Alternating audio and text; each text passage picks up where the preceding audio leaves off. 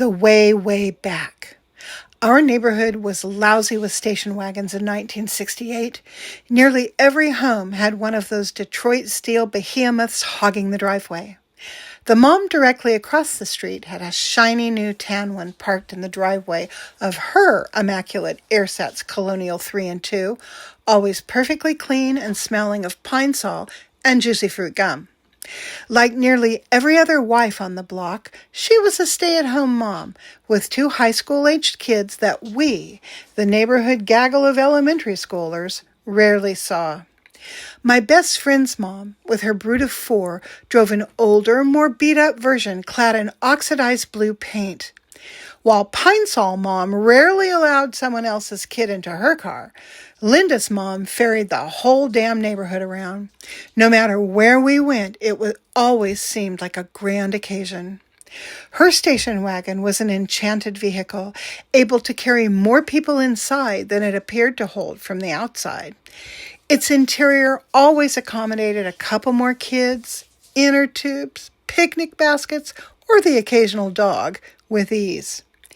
Kids piled into the 2 back seats, sweaty little bodies crammed in 4 across, usually with a few more spilling into the center-facing jump seats in the way, way back, which is how we referred to the far back end of the car. Summer vacation brought many opportunities to ride in the blue station wagon.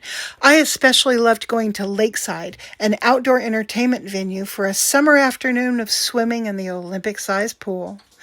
Under an awning of huge eucalyptus trees dotting the grounds, their sharp little seeds poking into tender bare feet as we hopped along the concrete sidewalk, we'd make our way toward the arcade for popsicles after splashing in the hot sun with a throng of other kids. Of all the magical spots toward which Linda's mom would head her station wagon, the drive-in movie theater was always the most exciting. We had 3 thriving drive-in theaters in our town: the Starlight, the Sunset, and Sunnyside. Sunnyside was far to the south, so we usually ended up at the Starlight, just a couple miles north of our neighborhood, or the Sunset, about the same distance to the west. Linda's mom would fold the back seats down and spread a homemade patchwork picnic blanket sewn of cut-up blue jeans on the middle platform. We'd pile pillows and favorite stuffed toys into a makeshift nest. Although the hard surface was uncomfortable, we barely noticed. Excited as we were by the prospect of seeing 101 Dalmatians, Lady and the Tramp, or Cinderella. On the occasion of Linda's 10th birthday, we saw The Parent Trap playing at the Sunset. It was a special treat because only 4 girls were sharing the station wagon's commodious rear, and we were allowed to wear our pajamas. Movies started at dusk, but cars would start arriving while it was still light outside. Trips to the bathroom and snack bar would be made before the movie started. Oh, the forbidden thrill of being seen in our frilly baby doll jammies in public. Linda had a brand new set of birthday PJs trimmed in white eyelet lace with light blue flowers printed on the thin cotton fabric.